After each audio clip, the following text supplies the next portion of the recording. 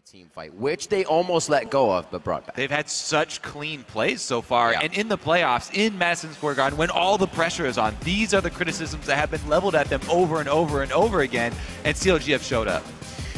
Carrying the momentum now into Game 3. Team solo mid, as you said, not really adapting due to picks. Known to be better to adapt from game to game in their own style, but it seems like they're putting themselves on the back burner here and can't figure out what to do. They did try and adapt. CLG just did it better. They took away the Yasuo. That's CLG, a good way to look at it. They basically had the reverse main champions there, and CLG just did it better. Better execution. Yeah, no reason for CLG to change up any of their first 2 bans either. And they have TSM in kind of this difficult situation. Dyrus can't play Maokai. If he plays Gnar, then they have to pick Yasuo. Otherwise, Zion Spartan will play Yasuo as a counter matchup. And this is the rising importance of those counter picks in the top lane. TSM are now red side. Yeah, it's so that important they could save it there. And Bjergsen being so versatile, they don't have to use it for mid lane. You have to mention that as far as side selection goes, every time a team had the opportunity to pick blue side, they did. So a lot of value being placed on the first pick and almost a devalued last pick, yet when COD was on red side, they still found the value with that last pick. Yeah, that's what Peter was saying. Said when TSM now gets on the red side, look at Dyrus, focus that. Zion Spartan feeling so comfortable about the kit to champions, give Dyrus the counter. So that's what they do. Alistar now banned this time around. Puts more importance on that Braum. Olaf is up as well. It's not banned. Olaf has been up the entire... Well, it was banned in Game 2. I don't think it was banned in Game 1. Oh, okay. Yeah, you're right. It was. As far as flexibility goes for CLG. The Braum is there. This could mean Dyrus' Olaf. He has been playing well on it or consistently in lane and showing up well to the fights, but it could still be anything. TSM has an open board with Braum on the side of CLG. The thing is, even though Olaf is up, Lulu is banned. And that's a big part of empowering the other members when they put Bjergsen on Lulu to give Dyrus the speed and the shields to be on the front line and be the carry. So they've kind of kneecapped that Olaf strategy a little bit by taking out the main support champion that you would want to run in mid lane. Team Solo Mid definitely focusing on that Tristana of double lifts once again. Maybe the jinx to their side. They do finally get the Gragas away from McSmithy. It would be nice for Santorin here. Dyrus looking to grab a Kog'Maw as well to flex around if needed. I do like this, make Smithy play something else. I was looking for, as I kept saying, the Echo and the Gragas denial, but at least they're going to deny some of the early game pressure. Smithy did get that early Gragas gank onto Bjergsen that really determined a lot of the early flow of the mid lane. So he won't be able to make those body slam plays. Echo takes a bit longer to get going, but Smithy still, if he does decide to stick with Cinderhulk Jungler, of course, still will be that team fight presence that CLG have been wanting from him. Still probably the expected pick for them for sure. I wonder if COD wants to hide both of their solo lanes here with picks 2 and 3 like they did in Game 1, because in Game 1 they picked Victor and Yasuo in their last 2 rotations as kind of a surprise. But if they really did want to still go with the Yasuo composition, you'd almost want to lock it down now, because the priority of that pick has definitely escalated throughout this series. Yeah, for sure it has. Both teams seeing the power that it's bringing in and the comfort level of each of the guys playing it. Bjergsen and Zion Spartan so far with those 2 plays. 10 seconds on the clock. CLG running out the clock every time they have the chance here, as they've done in picks and bans. The Ashe was banned first game away from double lift. He'll get it here in Game 3 along with Smithy on that Tank Echo. Yeah, and the thing about Tank Echo is his great follow-up CC. It's pretty hard to be the main initiation, but double lift will provide that. Aphromoo will provide that with the Braum. A lot of crowd control here for CLG already in the first 3 picks. Gonna make it difficult for Turtle. Stun for a stun. What do we got on the other side? Bjergsen would love to Zed, showing love to one of his old champs here. I feel like Switch and lock. He's kind of threatening this assassin to dissuade Pobelter from going back to Victor, because they haven't really been able to punish the early Victor picks. But assassins are one thing that you can try and use, especially if you're the team that does have the Gragas early game advantage for ganking. It's a risky style, but don't think they would pick it until they see a lock-in from CLG. Yeah, well, it's interesting if TSM goes with Nautilus and Janna, which they do here. It's a great setup for Yasuo, aside from the fact that they'd still be low wave clear and again would be forced into having to fight every time COD makes a rotation. Yeah. But again, Gragas Janna picked up for double disengage options for their Kog'Maw. Absolutely. This time, COD wouldn't have the same disengage options if TSM picked Yasuo. It almost makes you want to see COD pick it here, but then the Yasuo can be disengaged, so a lot of mind games going on here. Basically, Zion gets to have his pick of the litter against top lane Nautilus, and Pobelter is in the unfortunate situation of having to pick his mid laner blind. Still could decide to just go big tank. Zion has been quite the carry for the team so far. Why not be the Gnar? They've been playing around the bar perfectly, and his teleports have been on point.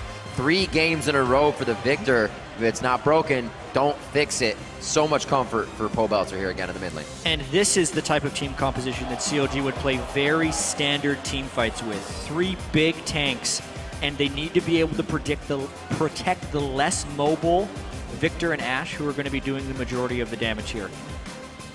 It's basically what you saw from CLG back in the day. Double of carry, go. A little bit of damage from mid lane. TSM have to be expecting this, Victor. Yeah. They've seen it already. They left it up. They didn't want to show their mid. So this is 100% something that they've planned and that Bjergsen is really comfortable in as a counter pick.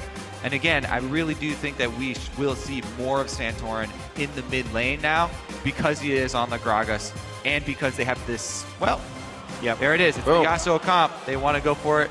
And they need to support Bjergsen this time because last time he got ganged up on early around level 4 when he got ganked in the mid lane. And it's the cornerstone of this TSM composition working. He needs to be the one who can provide threat onto Pobelter and double it through the tank line. Yeah, they do have to be kind of careful. If they extend really far and deep for that pressure mid, Echo is actually really good at counter ganking. So even though Gragas can make the first move a lot better, Echo, if he's in the vicinity, does have a pretty good counter gank from Fog of War. So seeing now 30 seconds on the clock, not a Jinx, not a Trist. Do we feel that CLG is going to back away from trying to crush down turrets, play more of a 2v2 lane, or do they stick with it? That's going to be a really interesting adaptation. We can see if they can make it. Obviously, from a champion perspective, they're not as good at taking turrets quickly as before, and TSM still has the ability to initiate on them if they ever do rotations. So the COG style that has been working with them is just inherently less effective with these team compositions. We'll see if they can pivot. That's what the word has been coming into game number 3 here, and we are just about to get on the Rift. Make sure to head over to Twitter, #TSM, #CLG at LoL Esports, and we'll be tallying those up throughout the game, and you'll see at the bottom of the screen. This has been already an amazing series, an explosive 39 kill plus second game of the series as we go into game 3 and possibly that match point for Counterlogic Gaming if TSM cannot pull themselves back in. Yeah, it is do or die time for TSM, absolutely. The #1 seed is actually incredibly important. Even though TSM is already going to Worlds as first or second seed, being able to be in that top group at the Worlds for the group draw really impacts their matchup. Other teams as well hanging on the win of this. Liquid hoping that TSM can pull themselves out of the rut here and start to get a victory. The players clearing their minds, entering the Rift now for game 3. It's Counterlogic Gaming versus Team Solo Mid for your North American Summer Split LCS Finals. We're into game 3. Again, Pobelter on the comfort of Victor. 3 straight games in a row. Zion Spartan has been having great play in the top lane. And the TSM fans are still there and standing strong behind their team to get back in this series. Fighting against the COD chance as well, but TSM definitely audible through the noise of the crowd. Looks like we're getting some deep lane swap wards early.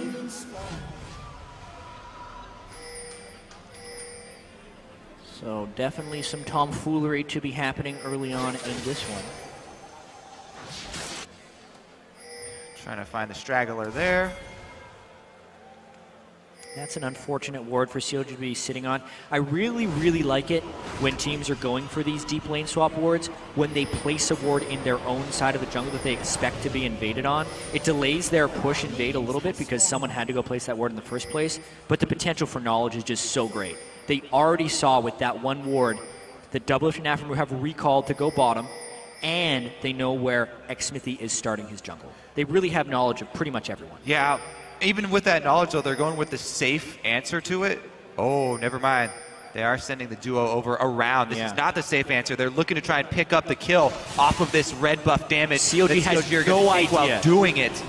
Really good side swipe here. They're going to come in from behind him. Will they answer the flash? They got to go fast, otherwise he's going to get smited away. You're going to be able to see him before they get through. The red buff does get stolen. Zion Spartan very low. xMsmithy. Flash is still up. He has a chance to make a play here, but he's got to walk him around. Does he waste more time now? Flash is down for xMsmithy. Not going to hurt too bad. Around 7 minutes, we'll have it back up. Hopefully he does not get in too much trouble for it. Yeah, the great escape by xMsmithy after he gets caught out, but honestly, an early game disaster for COG nonetheless. Yep. Santorin gets the red buff. I think he also got the small monsters, so COG has to walk away, not only with low health bars, but also no experience from that. Maybe they did get one of the small ones, but that's still a big loss. It's going to be an early recall from Zion Spartan. He is sitting at 300 HP with no potion, and Dyrus on full health Nautilus. Well, easily can bully. That works even better. Now you know the junglers and the flash for top is down around 7 minutes. That could easily be a repeat, or I should say a first-time gank for the top lane for Team Solo Mid. Things are about to slow down here as we are getting our first duo matchup in all the lanes. This definitely keys up Santorin to make use of this Gragas early on. Not only does he have a lead on Echo, but he knows there are 2 flashes down on COG, and there's a mid lane that he also wants to affect. So there are several options for him to go with. Very safe at this point for him if he can kick it into high gear in just a few minutes. Bjergsen and Belter trading HP along with CS in the mid lane. xMsmithy doing at it. Going blues on each side. You can see Santorin a little bit faster of a clip here on his jungle. Yeah, he better have. Early having that red buff kind of helps. 3.5 minutes in, Santorin looks like he will start to get a little bit of an invade going towards the bot side. See if he can give xMsmithy any trouble, but he's already out. Nice shot. Yeah, I mean, just to call back to what happened at level 1, TSM knowing where COG was going to be starting, the old super conservative TSM would have just used that knowledge to make sure they didn't fall behind early game, but to go in for the risk, go for the 2v2, attempt the smite steal, all big time risks. There it is. Santorin was trying to get the flash. It's going to be. No way. He was a minion? No minions. That's the kind of things that TSM cannot have happen in the early game. They mirror imaged what they did to Bjergsen there, but completely aired it. That is not what I meant when I said affect the mid lane for Santorin.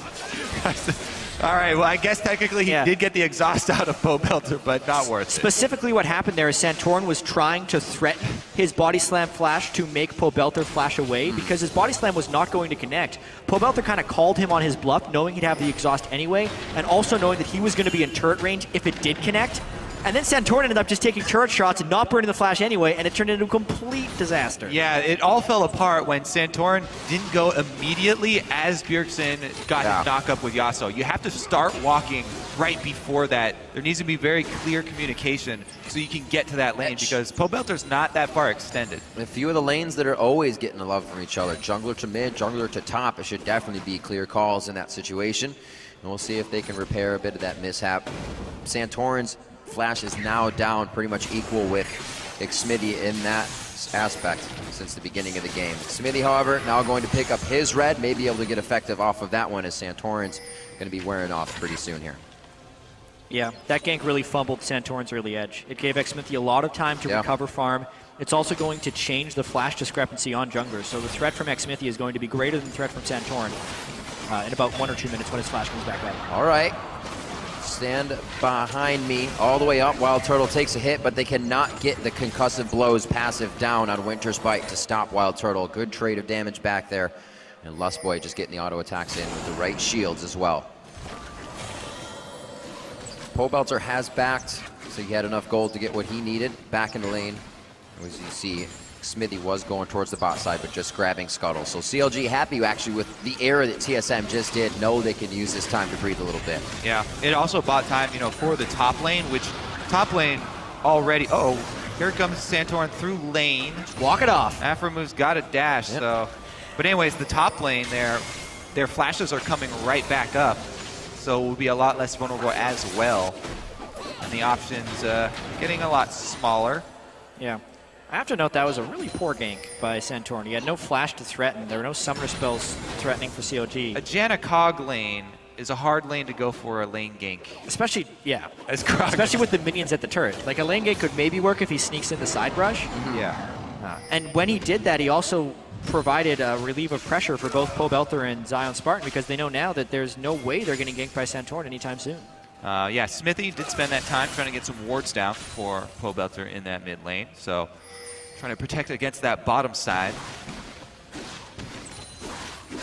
Keeps him safe, as well as no entry behind Dragon into that tri-brush if that wants to be Santorin's as well for bot lane. These guys 55 to 50, so no real discrepancy between those two. One will be cleaned up and the other as the waves push towards each other. As we make 8 minutes, definitely the slowest of our games here without any kills yet.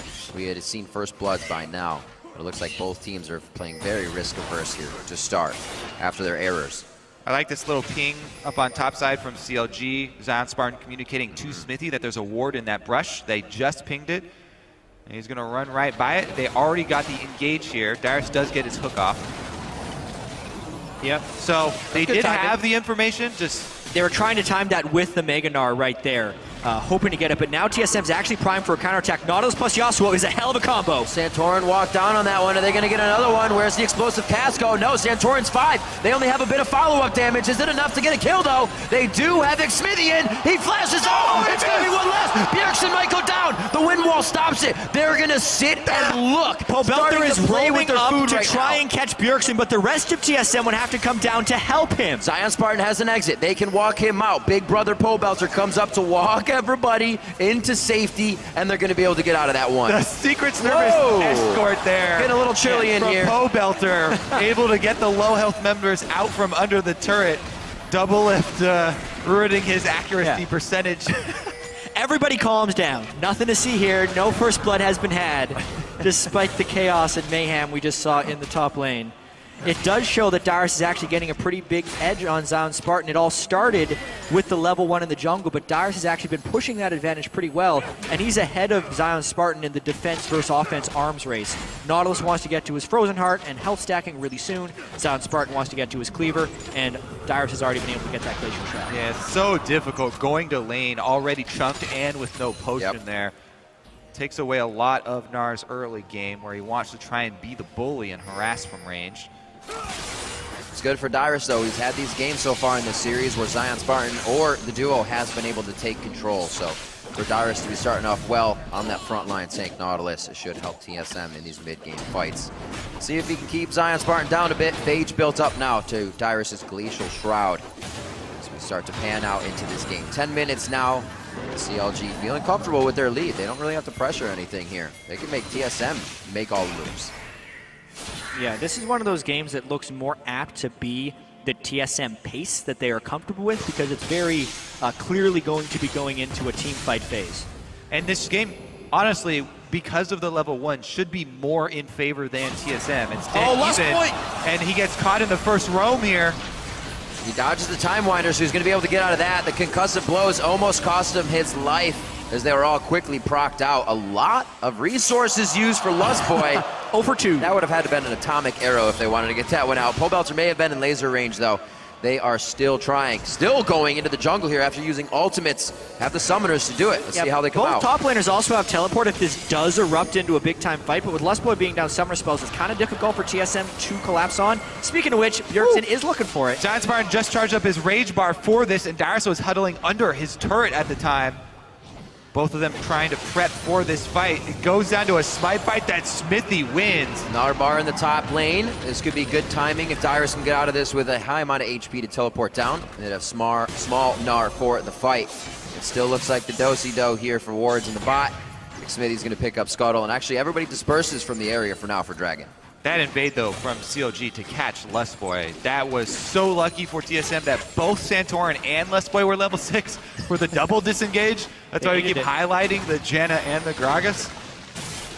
And I think we're going to be seeing more of that as this game moves towards the team fight phase. The fact that TSM has actually taken so much disengage is looking to hamstring CLG's aggression a little bit. Obviously, CLG has good initiation tools, maybe even great initiation tools. Ash Arrow, plus Echo, plus a Gnar ultimate all together. but the disengage is also so great. So it's going to be a really cute back and forth of who can engage on whom. TSM actually would have the more reliable initiation, mainly because CLG doesn't have the same disengage tools, and one Yasuo ultimate can wreak havoc. And what just happened here was there was a ward up top. Santorin walked on the ward. Very clear call there from CLG. We've got information on the jungler. Punish him on the opposite side of the map. Easily done, very well executed. They get the dragon for it. Santorin doesn't get anything for his gank. And recalls from the brush in river. So not much gain for him on the top side. Still struggling a bit. CLG should definitely know, or be knowing what they're looking at. 4 out of the last 6 wins at the end of the split were Janna Gragas compositions. TSM had a few of them themselves, but CLG, this is their bread and butter composition that they've been running. Flowed for this arrow. Yeah, well, CLG loves being able to choose their own engagements, so that's why their disengage is so valuable, especially with their style of constantly pushing up to enemy turrets and just sieging them down again and again. Incredibly pivotal. Santorin is waiting for another lane counter gank here, but look at this. Pobelter comes in from behind the turret. Counter the counter gank? And the teleports as well. Oh, Pobelter, like you said, from behind the turret, they weren't expecting him right away. The exhaust for the body slam as well, mitigating some of the damage. Belter stays alive. The laser just missing. One more attack. Nobody's going through the turret. A good call as well. CLG may have gone deeper there previously, but CLG wants the turret now. It's miraculous the Pobelter made it to that spot without being seen or called by Bjergsen from the mid lane. That's so much of the pressure from Victor being able to shove up the lane and then roam. Eventually, he can get where he wants to go. Well, it's also because of the wards they laid down to get that dragon. They've got double pink wards in the river, so Pobelter can feel confident pushing his lane and then roaming. Gets all the way behind the turret, and even with the teleport answered from Dyrus having to cancel it there, CLG, another first blood. Yeah, as you said, he walks through the double pinks in the river to get there. Afro gets super aggressive because they're honestly planning a dive. Santorin looks like he's going to throw a wrench into things, and it's actually Zion with the clutch interrupt. If Nautilus came in there, this could have been a much different fight. Definitely would have turned towards TSM favor. Those little things continue to fall in CLG's favor, and they're not just falling in, I should say, absolutely rewarding to the plays they're making. Oh, he missed the sweep. Ooh. Yeah. Just over on the other side. The rest of CLG is going to be here to party. And it looks like we got a crowd, actually. A whole 5v5 may go on after this one. Bjergsen throws out the wall. Concussive blows is down. Smithy goes in by himself. The team can't really close that gap just yet. Dyrus takes the arrow to the face. Should be safe in this situation with the flash out. A lot of back and forth there with some summoner spells. TSM do take down the turret. But CLG now pressing back. They want to answer here. And there's the Gragas disengage down, the Nautilus ult down. Bjergsen doesn't have very many ways to get into the fight at this point. So CLG feeling pretty confident to move up. The Gragas body slam could still net Bjergsen a nice knock-up target. That's true. Let's play Howling Gale. Almost got the setup there with the tornado. Just setting up for the fight. Both teams staring into the white of each other's eyes right now. This one has to... Actually, Dyrus just back without teleport there. The punishment as well. TSM doesn't really have wave clear to stop this as well, so it's a lot of damage they can get down. Kog'Maw doing his best with the Gragas. Really almost no turret damage goes down. I wonder how long TSM will hold this as Dyrus pushes down the bottom lane. Yeah, the reason CLG were doing this is because they had a big wave down bottom. Now they know that Dyrus is down there without teleport because of Zion being able to cancel it in the last play. So they were going to get a turret either way. It was either a bunch of damage from the minions down bottom, or they have to give up the outer turret, and CLG, their pressure is rewarded. Yep, they can disperse now, leave a double lift towards that top side to free farm as he loves to. We'll see what kind of core items we get on. 15 minutes in. Yeah, that is going to be Afro moves. The king. If he wasn't slowing you enough already. Oh, wow, and CLG gets an ideal solo turret kill for double lift. They love being able to isolate him with turrets since he is such a core part of their late game team fighting strategy. Surprising they're able to get that solo kill 16 minutes into the game. Yeah, funnily enough, slow's no longer stacked, so red buff on Braum. Virtually useless. Pretty much. Well, he gets regeneration, so. And the damage. If he hits him, you get the burn. Yeah, man. It's true. That hot ice. 22, or rather 2K. ahead as they're at 24,000 gold right now. CLG, the small leads they've had, they have been able to catapult those into very, very large leads, and it happens quick, not usually slowly throughout the game. We've seen ace upon ace in these games right now. One for TSM, one for CLG, and CLG is always coming up in the Dragon fights when it matters, when their waves are ready to push a turret. TSM usually has a few things to repair. Again, CLG ready at the turret. See if TSM can hold this one off for now. Looks like they'll have the power in numbers, but that may be the only safe way to travel for the time being. I'm very curious if, so Aphromoo in enemy territory here, but he's able to get out. Yeah. I'm curious if Pobelter will go with a more defensive build like Double Lift as well, since Double Lift rushed for the Bloodthirster that he likes to do. He's going to have a shield for Yasuo all in. Gets super aggressive. But that would just, oh! All right, he still wants nice it. wind wall. Glacial Fissure fizzled out. Nothing coming of it there. The wind wall from Bjergsen perfectly placed down. TSM gets another look at the fight. Yeah, and the Dragon setup had been favoring CLG with vision control, but now they are down a Gnar teleport as well as a flash ultimate onto Aphromoo. Pretty much nothing burned from TSM. So if TSM was going to take a fight, it would be around now. They just have to make sure not to be in the corridor to eat the Victor damage. The only thing for TSM that's bad is that Turtle's really low on mana, and Kog'Maw actually does rely significantly on that for the team fight. Looks like they're going to come up and fight. This is almost surely a fight. Zion Spartan still level 10. There's a lot of level 11s on the side of Team Solomid. Dyrus hooks out of that one. TSM trying to restructure this one for themselves. The Gnar bar is out. They're trying to wait for that to cool down, but their health bars are not going to last that long. Chaos Storm slowly chasing as it starts to go out, and they now want to re-engage, just like outside their base. They're trying to calculate when and when not they can go in for this. And Dragon looks like he's just going to be angry for this entire time. Nobody has the focus. Dragon wins that team fight. Fights both teams off. Everybody has to fight leave. another day. So many resources burned from that one. Low mana on tons of people. Turtle's going to stick around to try and finish this turret, but this means he's going to be slow on the next Dragon fight. This actually could cost TSM the next Dragon, the fact that Turtle's trying to push this wave in. He already had his Trinity Force, and he's only sitting on 700 gold, so the fact that he didn't get the turret, that's actually very critical. Yeah, he's going to be really slow back out there now. It's basically COG's Dragon. All right. Unfortunate turn of events. Again, the small things that continue to affect Team Solomid negatively in these games. I have to point out the respect that TSM was giving Zion Spartan's Gnar in that last team fight. His timing of jumping in with Mega Gnar has been impeccable throughout this series, but that one was the same. And as he jumped in, the entire fight dispersed. TSM actually would have had the upper hand, but they themselves reset the fight because Zion was going to get such an amazing Gnar ultimate. The wave not partially cleared by Monsoon, so there was no follow-up. Avoid ooze. A full minion wave helps them take down mid-turret now. We'll see what they can do with 15 seconds towards Baron. There's no coverage there, and it's still about the Dragon. Oh, that vision. That's a stun on Lust Boy.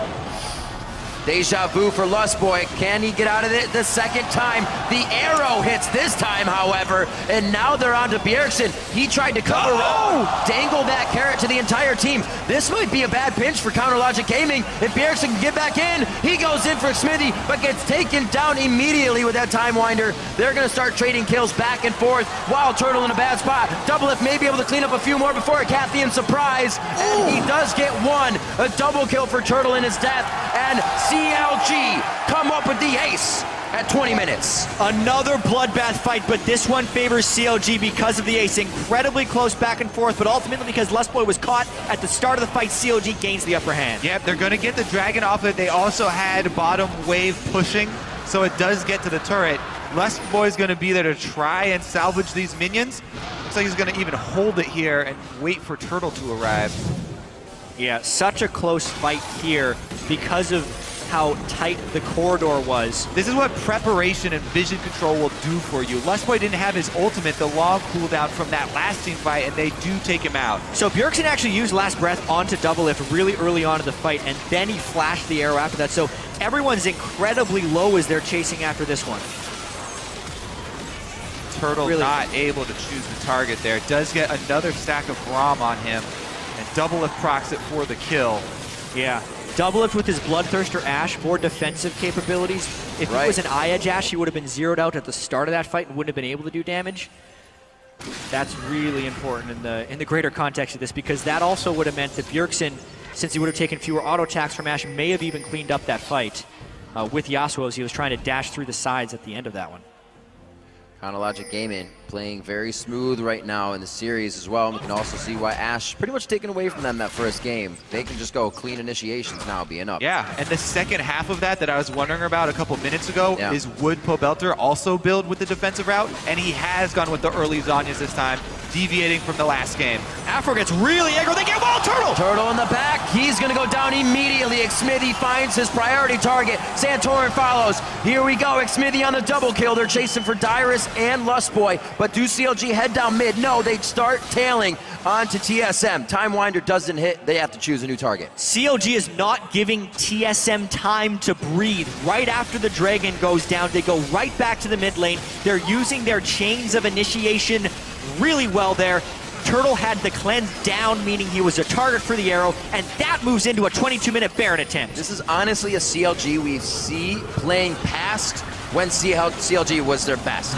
These guys are playing amazingly from top to bottom. Xmithy is showing up well now with big criticisms in the beginning of the split for him, as well as Pobelter. Will he show up? And he is. Yeah, coming into this series as well, CLG, the only way they ought to qualify for Worlds is if they win this. If they lose, they'd have to go play in the regional qualifier. So a 3-0 here is of so much importance. They've provided themselves with the path here. The first time they're seeded into playoffs as well. They get a chance to look at the other teams, see what they're up against, and they just take it to them. It really seems to be that year for CLG, but TSM still has a say. Only 23 minutes into game number 3. They are still alive in this series and still fighting back. Yeah, we're kind of reaching that critical mass point for CLG, though, because it is a 6,000 gold lead with the Baron buff. And this is exactly the moment when CLG wants to have the Baron buff. Wild Turtle can't clear the minions. He's not farmed enough yet, especially Baron minions. And the core weakness, as you will, of a Yasuo mid is your susceptibility to siege, especially when the other team has Baron buff. Basically, it's a 5,500 gold differential, and if TSM wants to stop the turret cascade, they have to fight with that difference. Plus, they don't even just have to be worried about the siege. CLG are also very well prepared to go for a dive as well. These side turrets are even more dangerous to defend. Yeah, I mean, the outer turrets are the dangerous ones, but at the same time, if they let the outer ones be taken, the gold lead balloons into 9 and 10,000, and the game becomes even more insurmountable. So you'd almost think this is the do or die moment for TSM, but really, there's such a small win condition if they do fight. Yep. Flexing their muscles here with parallel convergence just to get the push off of the turret as it goes down. Still going to work this Baron buff towards the bottom lane. Getting this inhibitor would really open up the map for Counterlogic Gaming, something they've owned pretty much every game from the get-go. Even with a bit of a mistake this game, they've been able to route that and find themselves back into an advantage. Yeah, with this Baron buff, they can just continue to switch targets, move over to the next secondary turret here. They're laying down wards as they travel through the jungle, keep TSM boxed up inside their own base so that TSM's own wards will expire. Here they go for the initiation, though. They found double lift. Might be getting themselves a little too sure that I don't think this is going to work. Aphromoo goes down. False sense of security for CLG. They feel like they're a little more powerful maybe. Still staying for the fight, a 5v4 as they start to split up. Bjergsen in a 1v1 now with Xmithy. That did not look like it was going his way, and he has to back off. Dyrus now for the peel, but he goes to the front. Bjergsen called for that. They wanted the last breath. Sion Spartan's able to hit it. Doublelift stays alive with the Bloodthirster build. Lustboy in the middle. The Monsoon goes off, but it's all he's got for the team. TSM is now all for themselves. Can Santorin stay alive? No, he does over the wall. Yes, another kill coming in for Echo. Xmithy comes up. That's a triple over the entire fight, and I don't think they're going to be able to clean it finally. Dyrus stays alive after the initiation with Santorin. TSM finds the impossible fight. Down 7,000 gold against a Baron team. They actually get a clean engage in the jungle that isn't in defense of their turrets right there. This type of fight is the only thing that can keep TSM alive in this game, and they got it. And they barely came out. They barely came out with some gold after it, too. Yeah, I mean, now, CLG was so spread at the start of this one. Yeah, so this one, initially, Doublelift actually able to juke Santorin and flashes the wall at the same time. There's a desync between Dyrus and Santorin. Santorin actually knocks Pobelter out of the way from the hook. But then the big re-engage is here, where they set up Bjergsen for the Yasuo ultimate. It's the Janna into the hook here. And he's able to get to. Pobelter gets annihilated. That's the biggest thing in this fight is Pobelter getting annihilated. Zion Spartan doesn't quite get Meganar at the right time. The Lustboy reset of the fight for TSM. Yeah. Smithy did have a pretty big ulti there on Echo, though. Also, we have to point out that Smithy is 7-0 on Echo, the tank Echo, meaning the DPS of CLG is not the main holders of the 6,000 gold advantage, so the teamfights will be a little bit closer. TSM corner themselves off. I think we got another fight on our hands. Bit of a shield there in the Paralock Convergence, but they are on to Smithy. He's going to be out of the fight. Whoa! Jumping straight in, double up coming from the top side. Zion Spartan had a beautiful ultimate as they continue the fight. TSM definitely in retreat on this one as they lose Santorin. They're on their way for Lustboy now. He should have the movement speed to get away, and this should mean some lane pressure coming in. But they're on the wrong side of the map, Riv. This is TSM running into CLG's base. Yeah, it's a full retreat. They are so scattered right here. Bjergsen is turned tail and ran. CLG's actually pretty low in this chase, but they should clean up. Luckily for Team Solo Mid, CLG's waves are still on CLG's side of the map, but there is a dragon that's alive, and that's TSM pretty much losing any pressure. They just gained got the slow advantage out of the last fight. Winter Spark across the top side of the wall. Afro flashed over Raptor Pit to make it count. The plays keep coming.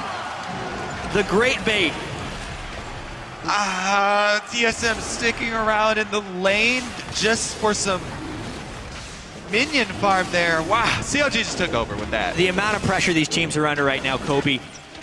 Madison Square Garden, TSM been in every single LCS final. CLG never won an LCS final. TSM does not want to let their longtime rivals pick up the first round, and they are down not only 2-0 in the series, but also by a substantial amount of gold in this game. They are sticking around because they're trying to claw their way back, and they do not have the fallback pattern of wave clear that they are so accustomed to having, so they have to fight. Yeah, the only pattern that they do have is a full wombo fight, and they haven't been able to do it. Very interesting setup that we see TSM going with. Yasuo played by Zion Spartan. Not seeing too much in Bjergsen coming out of the season, coming out of any of the playoffs. Now Yasuo, each side of the map. Does not seem like Team Solo Mid was ready. That communication still on the engages. Lustboy's been there to save a lot of people, not to help a fight reset and go back in. The only thing TSM are hoping for now is finding somebody out of position.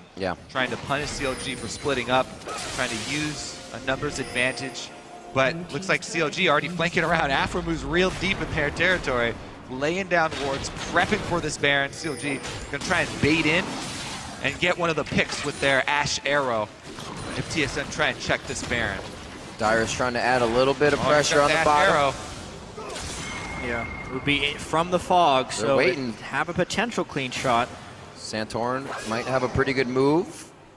Really poor vision control by TSM here. They have a Scrying Orb as well as a Kog'Maw to try and scout the brushes, but if they miss one of them, it's either a Baron going down or a clean fight for CLG, and at this juncture in the game with the lead that CLG has already accumulated, could very well be the NALCS championship. Ooh, the team called for a shot due to the fact that they had TSM split on the left and bottom side. Dyrus is the only one getting hit, right. And it does not look like they want to follow. Chaos Storm, 50% HP. Wild Turtle does get hit by the boomerang, but there's not much follow-up right now. And it looks like Team Solo Mid able to take a breath here after almost getting engaged on. Well, this is all the preparation of CLG. They prep the top still wave. In their favor. They prep the top wave before they start doing these Baron baits. So even if it's unsuccessful, they got a big wave into the turret there. Bjergsen's forced to move up, and CLG retreat. And now Turtle's at half health from the last half engage, so he needs the time to lifesteal off of this one, whereas CLG really didn't take the damage from that. Ashe Arrow already half off of cooldown. They are trying their best to keep the pressure applied. They don't have much to save each other either, other than that Monsoon. Cleanse and they cleanse. Get the stuns. That's onto Turtle. Still can't cleanse. He tries to use it, but he still gets hit so hard. Flown into the fight. Turtle's alive with the Storm Shield from Lustboy as he's keeping an eye and the team is peeling, but CLG continues to try for the kills. Lustboy with the Flash Monsoon. Ridiculous. He can only do that once every 5 minutes, though. Can't afford to make that mistake again. That cost them the flash not only on Lustboy, but also all of Turtle's summoners as well. He is extremely vulnerable now. Yeah, and TSM is also in an incredibly inconvenient part of the game. There are Frozen Hearts and Randwin's Omens completed on the side of CLG, and the physical damage dealers of Yasuo and Kog'Maw on TSM's side are not even close to Last Whisper. Turtle gets hit! No way! Backing right in the middle around Baron. They had the ward, but there was still vision. and it looks like Santora may go down next. Bjergsen will definitely follow. CLG is absolutely cleaning up in the middle of the rift right now. Team Solo Mid gets caught backing. You can only hold out for so long against this relentless pressure from CLG. The Ash Arrow finds itself true once again, and CLG goes for Baron. They burned all of Turtle Summoners in the last engage. This, barring an... Okay, if that Tornado steals, all right, it's time to lock it up. Afro's going to stop it, and CLG grab Baron. Little love for Bloodwater. It's all right, though. Didn't happen. It's been done before. Oh, my gosh. This, however, by CLG has not been done before. What stellar play coming into the playoffs throughout as well and through the end of the season. They said themselves, we came out of a slump. It's always easy to hear somebody say that and feel good for them, but they are absolutely showing that they came out. We'll see this once again in this Turtle replay. Didn't walk into the brush with the rest of his team that was under Pink Ward cover. Wow. And that prompted the Ash Arrow from Doublelift. Game-defining recall fail right there from Wild Turtle. The rest of CLG can just pile And it. you have to figure how strong CLG thinks they are. With Pink Ward coverage in that, it might just be a Turtle bait. But they didn't care at all. Now, logging down Turtle, he's had to use his cleanse pretty much on cooldown this game. Yeah, it was already There's been so much focus on him. And now another Baron buff push. And the only way TSM defends is with the fight. Down to the bottom turret. Same story, just on the other side of the map. Counterlogic Gaming was here around the same time last game. 1 minute on Dragon brings them to 4. It's something they may not even need to go for. They're not onto the turret just yet. They're actually going for more kills still with the arrow down. They give a little of assurance to Team Solo Mid. They can hang out for a bit. Smithy does have the chrono break to get into a good situation, but his Shadow's now still inside, so he can fight. Afro move, going salami, tanking that turret. He knows he goes down. He's letting the team fight, just tanking the turret completely, knowing Counterlogic Gaming is stronger. The double kill, the triple kill now coming in for Pobelter. Doublelift's gonna clean one up. 40 seconds on the clock, boys.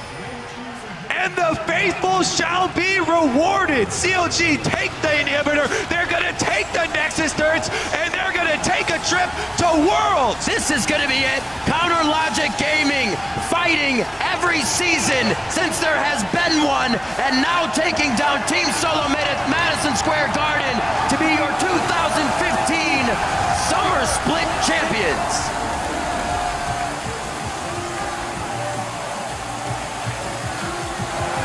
A well-earned trio by CLG. They crafted the team compositions, they stepped up to the pressure, and they executed time and time again when it mattered. Huge kill scores in these games against TSM. They fought early and often, and they don't drop a single game throughout the playoffs. Absolutely crazy. 3-0. Counterlogic Gaming over Team Solo Mid. And Counterlogic Gaming is your 2015 North American Summer Split champion. Something they have wanted for so long, and you know what? It's something the fans wanted for a long time as well, so I'm sure they're happy to give it to them. Just going back throughout LCS history, all the times that CLG has been hyped up going into the playoffs and then just fallen flat on their face, you almost never thought this moment would come. But it just happened. 3-0 against TSM. And it was due to contributions from every single member on the team. Every bit of it. And there's the trophy.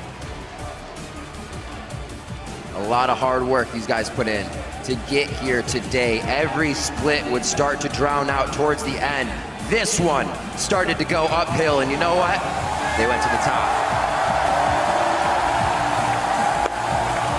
Also to come to New York in Madison Square Garden and have by far their best playoff performance ever. X-Smithy, no memes for this one. Nope. Other than great Echo and Gragas ultimates throughout. Absolutely. Doesn't have a good ring to it, so it's not going to catch on, but it's still impressive. Yeah, you're going to need some work on that, Jack. Doublelift getting his chance at Worlds. The supporting staff of Counterlogic Gaming, coaches, analysts, and the like, all part of this win right here. Fantastically played by the team. Who he as well rarely mentioned since we haven't seen him on the stage, but coming in, practicing with Pobelter in the mid lane. Over and over. Their coach blurred lines, never on the stage with them for picks and bans because that is done by their analyst, Zeke's Law. So really the whole crew out there for CLG basking in the victory. That's right. All right. Right now we are going to send it down to the stage where Dash is standing by with your 2015 North American Summer Split champions. That's right, Riv. Ladies and gentlemen, one more time, your 2015 North American Summer Split champions, Counter Logic Gaming.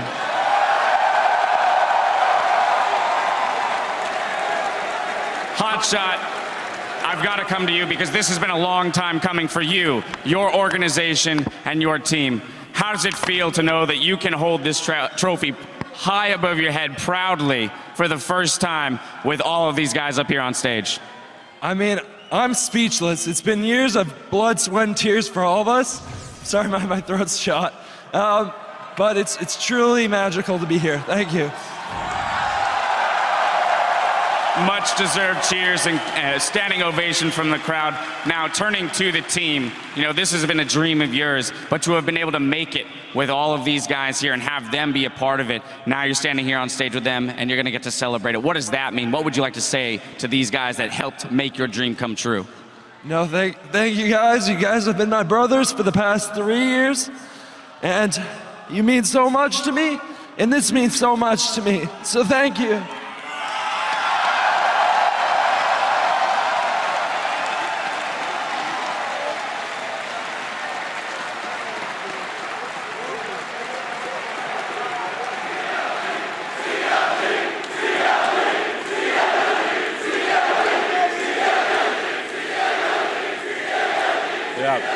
Well, I've got one more question for you because let's not forget that winning this title means you're going to represent North America as the #1 seed at the World Championships.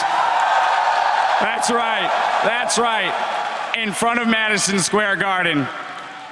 Tell everybody what it means to go there and how you feel your team is going to do on the big stage.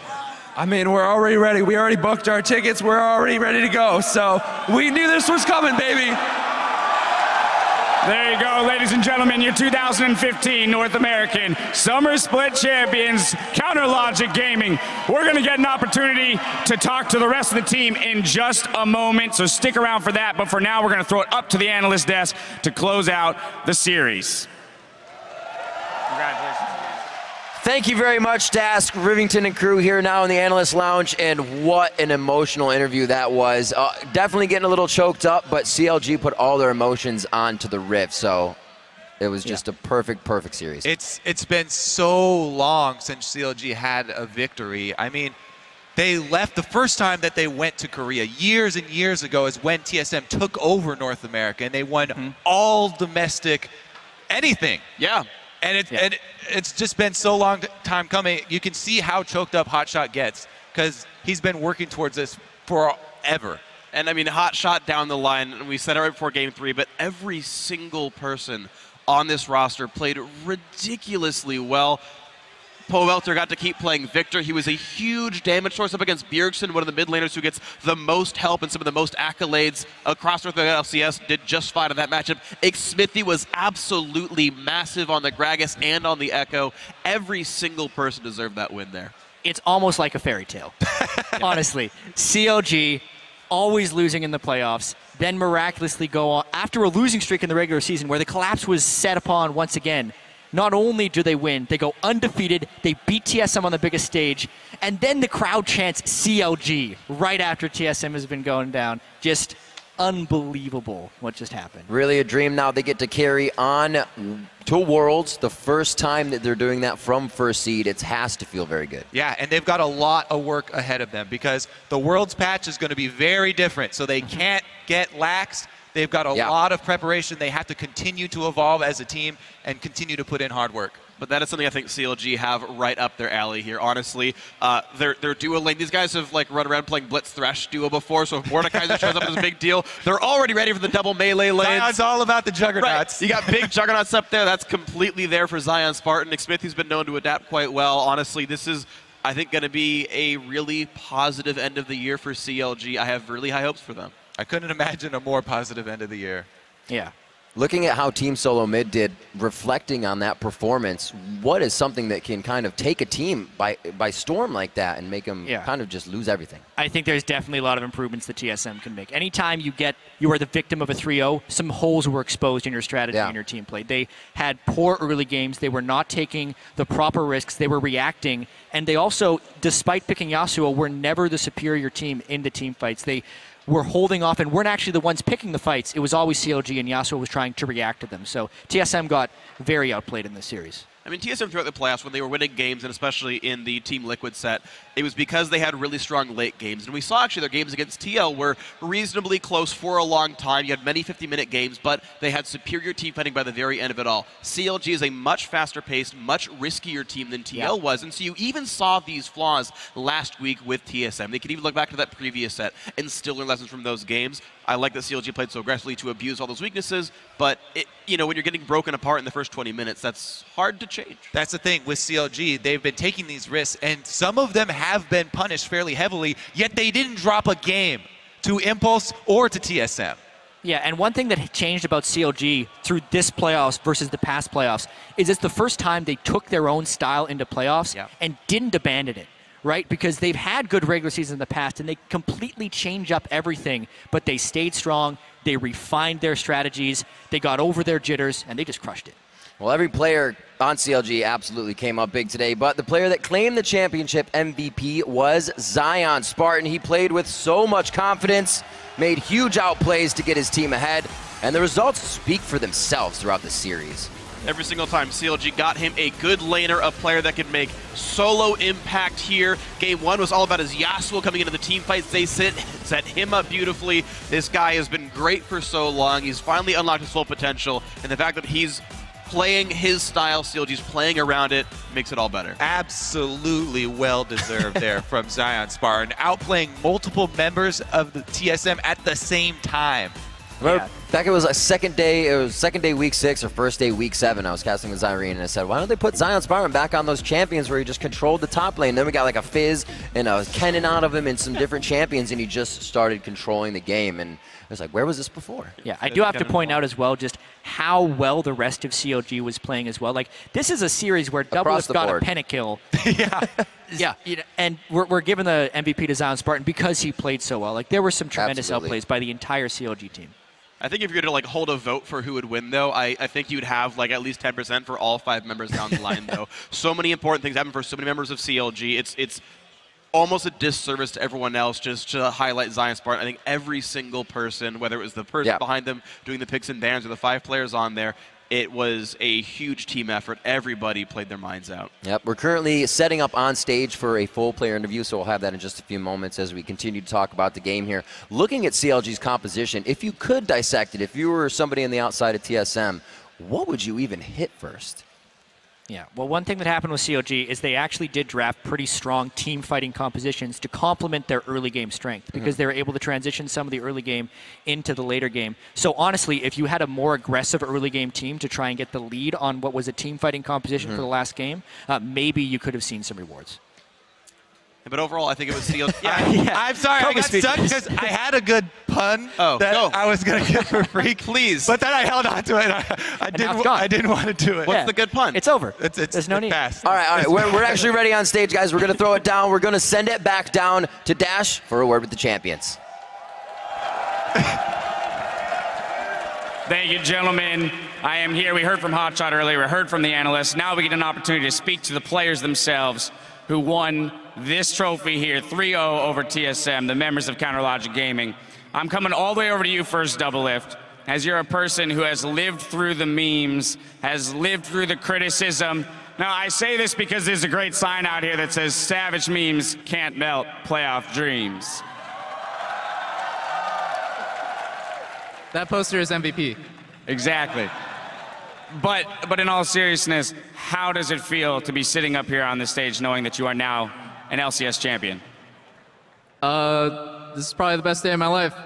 Right next to when I chose to become a pro player. Today is just, I don't know how to say it. It's just amazing. And I just want to say that you know, there's been times in my career where even I don't believe in myself and everyone's telling me I should quit, I'm washed up and I'll never win anything, and that's just like a running joke. And it was these guys. It was these guys who made me keep going and believed in me. So I love you guys. Let's take a second to hear from the rest of these guys then. Zion, coming to you. You know, we've run some video features throughout the show, and you very specifically outlined that you wanted to become a champion in Madison Square Garden and show that you can compete at that level. Well, you've done it. How does that feel for you? It just feels freaking amazing. Like, I have to be honest, like,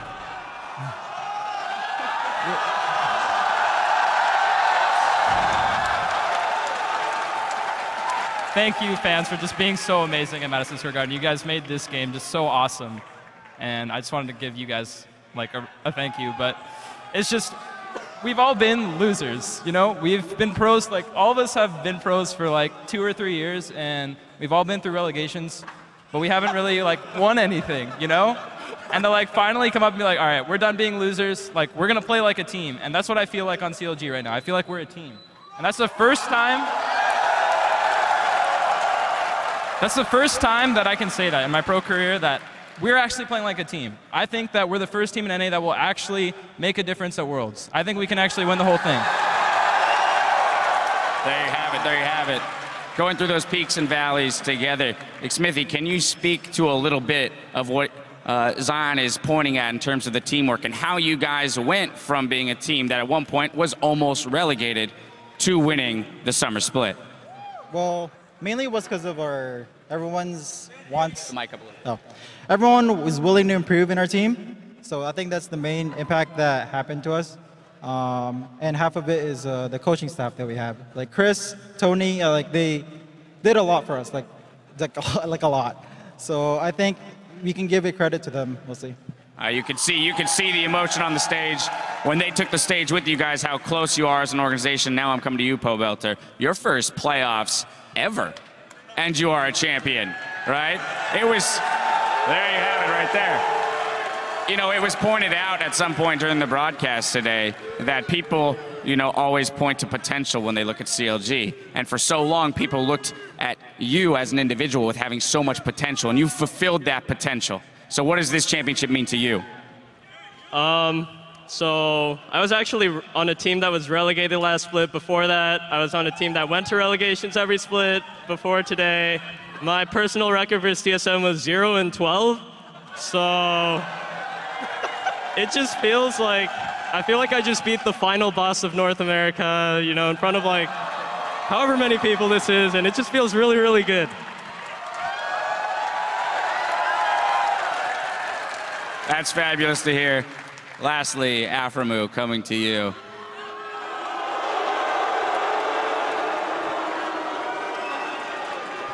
I want to talk about these people out here, the fans of CLG, the people that have been with CLG, both old and new, those who have been there for the entire ride and those who have jumped, you know, over to that camp recently or from whenever. What have they done? How have they helped you guys in your fight to push for the title? I think pretty sure all of us read CLG Gaming on Reddit, our CLG subreddit. So we always pay attention to what people say about us, good or bad. And it really,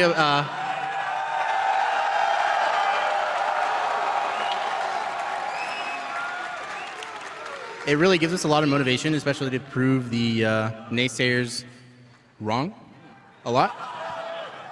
And also, it definitely feels good to give back to the fans that have been with us for so long. All right, now I want to take a brief opportunity to kind of jump into this series. I want to get your thoughts on how this series actually played out, as it was a 3-0, so I imagine that feels great. Touching on individual performances, though, expectations coming in and the way you went. So Zion, I am going to start back down here with you. You played phenomenally across the games in this series. Some fantastic plays, Yasuo and Dinar, fantastic Dinar play, peeling for the back line. You said you wanted to perform as a champion. You know, against Dyrus, a veteran, a person who's been at the top for so long. How does it feel? You know, how do you feel that matchup played out? The last game I got a little bit behind, but besides that, I knew that TSM would just put Dyrus on tanks because that's our whole strategy, right? Get Bjergsen ahead. So I knew that that was like our biggest mismatch, like my biggest opportunity to get ahead because they try to funnel a lot of resources into Bjergsen and that leaves Dyrus exposed a lot of times. So playing carries against TSM is probably like the best time for me to play carry. So I felt like this was my set. If I just had the right mindset, respected Dyrus because he is a good player, but understood that I could take advantage of that and I just stayed calm and then took all the advantages I could, and my team just did a really good job of getting me ahead every game. Like that first game, like Afro especially just does such a good job like controlling the team and just shot calling in general, and I really want to give him extra applause and just everyone on my team because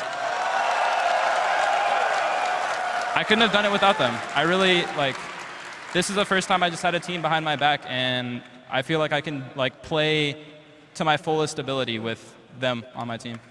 Well, obviously, there were great performances across the board. Since you mentioned Afromu and the playmaking, the shot calling there, Afro, and this was also Xmithy, so the two of you can bounce this one back and forth. You know, going into this matchup against TSM, knowing how much focus generally goes to the mid lane and how Lustboy can sometimes adapt that same roaming support style, how did you guys feel you were going to be able to attack that best going into the matchup? Go ahead, man. He didn't like the question, so you get to answer it. Well, I just relied on my team, on the information that we get.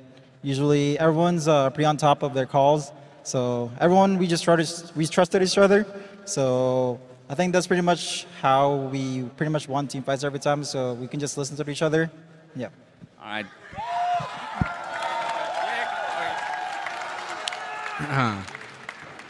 Yep, these four guys did a great job, guys. Great. They definitely stayed on top of their game and made sure that everyone in the opposing role that they play was kept in check, and it was pretty much a walk in the park, walking on that. Boom. There it is. A walk in the park. Let's look forward a little bit now. Let's look into the future because, as was mentioned prior, #1 seed now for North America going into the World Championships. Double if this has been a dream of yours, as the rest of these gentlemen here on stage. For you particularly, you've wanted to prove yourself individually. The fact that you can compete at the highest level. You're going to get that opportunity.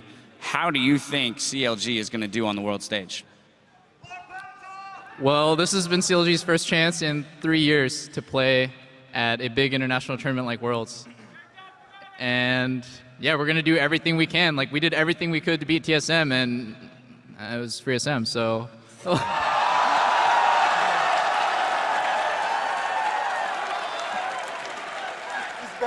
So you can expect to hear back from us at Worlds, doing pretty well, hopefully.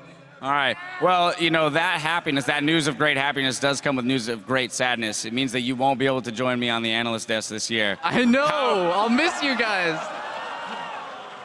Yeah. Would you like to say goodbye? Maybe wave to it from here.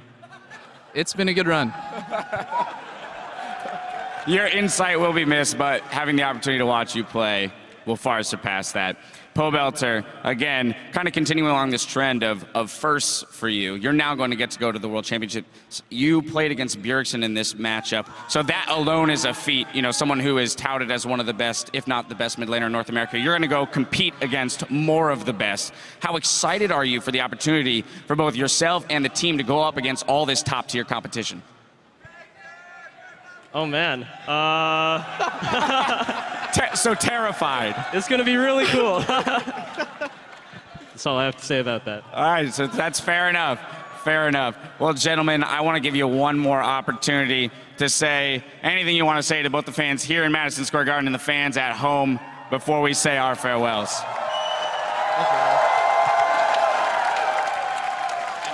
Thanks, guys. I mean, you're basically the reason like esports is so big. Yeah, shut up, man.